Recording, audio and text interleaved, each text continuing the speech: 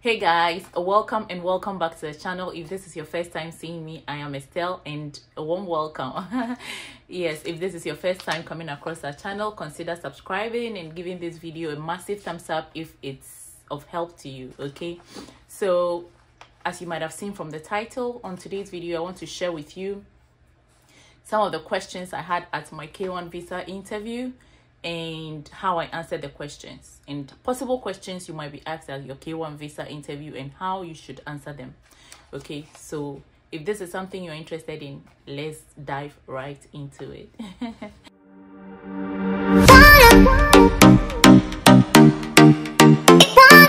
So the first few questions I was asked were basic questions about my fiance.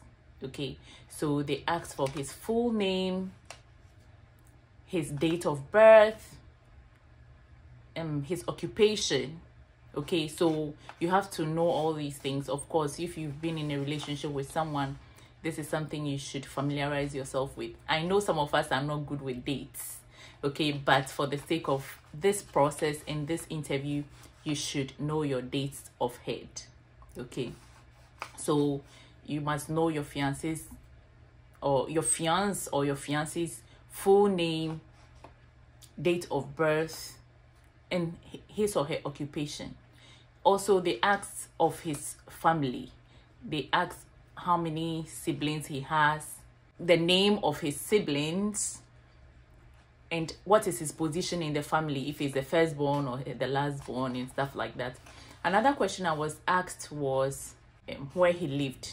They asked me if my fiance lived with his parents or if he's living alone, and if he's living in a rented place or if he's bought a place of his own. So you must be truthful with all these questions.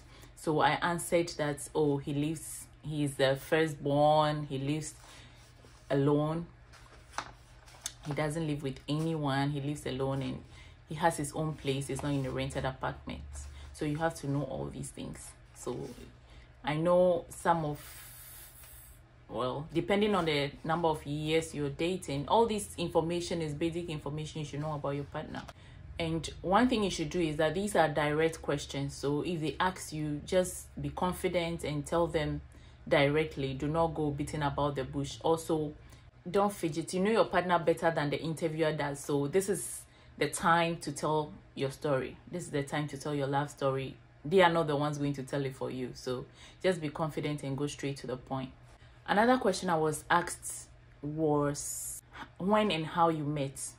Guys, this question is the time for you to tell your story. This one is an open question, so you have to go as deep as you can.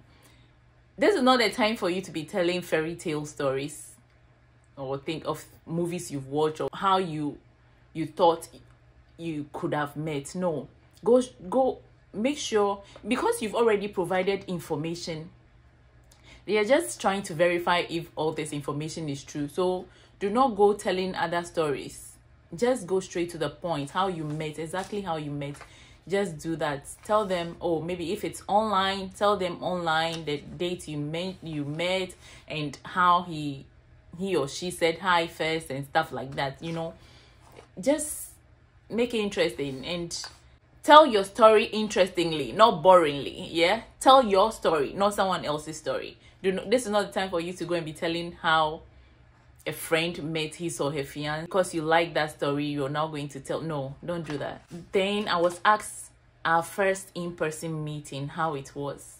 So at this point I told them when Jason came, how we went out, the places we went to and stuff like that.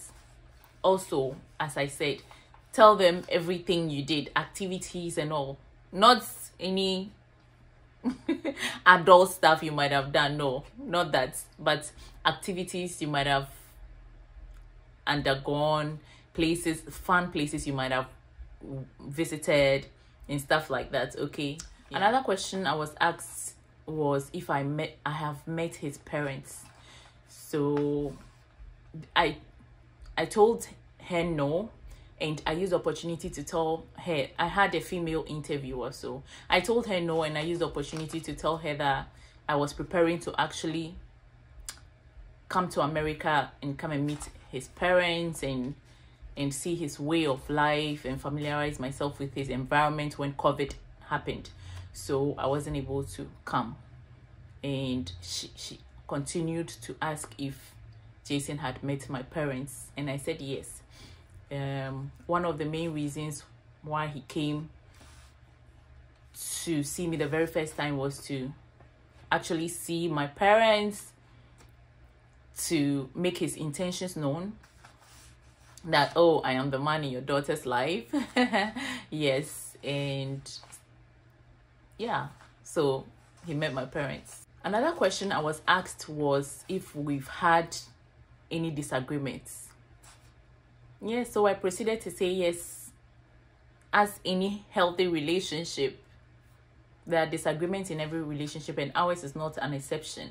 And she asked a scenario where we had a disagreement, or a particular thing that caused it, what caused a disagreement. So I told her, I was smart enough to tell her that it was the time difference, because the time difference between Ghana and the US, depending on where you live, as at that time was 6 hours. It depends on the daylight saving situation. If it goes back, it's 5 hours. If it comes forward, it's 6 hours. So the time I'm preparing to go to bed, that's when my fiance returns from work and wants to talk, you know. And sometimes I'm so exhausted and I can't talk. And so we had a disagreement once concerning this thing. I mentioned this one because then I want my interviewer to see how the distance was really affecting our relationship. Okay, yes, I really mentioned this because I wanted her to understand how it's difficult, not just being in a long distance relationship, but the time difference was also a big factor affecting the relationship in a way. So that was how I answered that question. If you are asked what caused a disagreement in your relationship, whichever you want to mention, make sure it is in a way communicating to the interviewer why they should give you that visa to join your partner. Okay, yeah, be smart about it. This is fact. This thing is fact. Another question I was asked was, how did Jason propose? So as I said earlier, this is not the time for you to be telling fairy tale stories or videos you've watched online of these people, someone making decorating a big hall and surprising. If it's not like that, don't say it. Okay, do not be narrating scenes from movies you've watched or stories you've seen online. Just go straight to the point. So I just told her, oh, it wasn't anything fancy. Jason just came, and in his hotel room he went on his knees. He came, I picked him from the airport, and then I took him to where he will be living or staying. And then in the hotel room, after we lodged in the hotel and I was helping him to unpack and settle in, he just went on one knee and asked if I'll marry him. So basically that was it. And I told her there was no one to video or anything, so we don't have any evidence of it. So what showed the evidence was the ring I had on when I went for the interview. Yeah, so basically that was it. Nothing fancy, but it happened. Another question I was asked was why she said, oh, I've seen you've been, she looked at my documents, my passport to be specific, and said, I've seen you've lived in the UK. I said yes. She said, what did you go there to do? And told her I went to do my master's degree. So she asked, what did you do your master's in? And then I responded, environmental sustainability and green technology. Okay, so during this whole thing, I've been saying, be straight to the point, do not lie, because as you are being interviewed, the interviewer will be making notes. So she would at the end probably ask you, so on which date again did you say you did this? You know, it's not as if she's forgotten, but she's just testing you to see if you would stick to that date or you would change it. That's what I'm saying, know your dates and then be truthful. On which date, she might ask, on which date did you say your partner visited, or on which date did you say his birthday was again, or something like that. So just be truthful. So after the interview, if you're going to be given that visa, you'll be told. So mine was approved, but I she didn't tell me directly because they were still waiting for my medical examination results. If I will link the other video I did on the K1 visa process, I said why my medical results delayed. So in Ghana, you will not, when you go to the medical center, they will not conduct the test for you until you have a date for an interview. And between the time I had a date for an interview and the time I did the results, it was too short a time. The result couldn't get to the US embassy before my interview. So the lady told me, your visa has been approved, but we are waiting for the medical results. If it comes and it's clear, then your visa will be issued within the shortest possible time. So that was what happened. And one thing about the medical center is that they said the time for my medicals and the time for my interview was too short a time. Mind you, I had gone there previously to do it because I wasn't getting any dates for the interview, but they said without the interview date, you actually have to print it out and send it there, the date confirming that you have an interview. They told me without the interview dates, they cannot conduct the medicals for me. Their reason being the medicals are expensive, and after 6 months the test becomes invalid. It expires within 6 months. So they don't want to put people through the situation where they will pay you sums of money and not get an interview date. After 6 months, they will have to come and do another one. But I told them I don't mind, I just need to do it, but they didn't do it for me. So when I went to do my medicals, I think I did my medicals 2 or 3 days to my interview, and they said it wouldn't get there before I go, so I should pay for expedited. I did, but then when I still went to the place, it did not show, so I just paid in vain anyways. But I thank God the lady, the interviewer, didn't really make a big deal of it. She said they will wait for the medicals, and after, I think after 3 days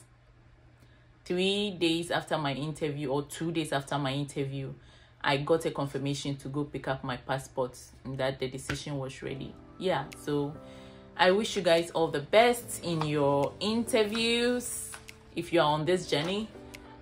Just be confident, get your documents right, get your stories right, and everything will be fine. I wish you guys all the best. If you have any questions, you can contact us on Instagram. You can DM us on Instagram for further explanations if you need. Okay, if there's anything you do not understand, you can ask in the comment section, or if it's too private, you can DM me on Instagram. Okay, all the best guys. I'll see you guys in the next one. Bye.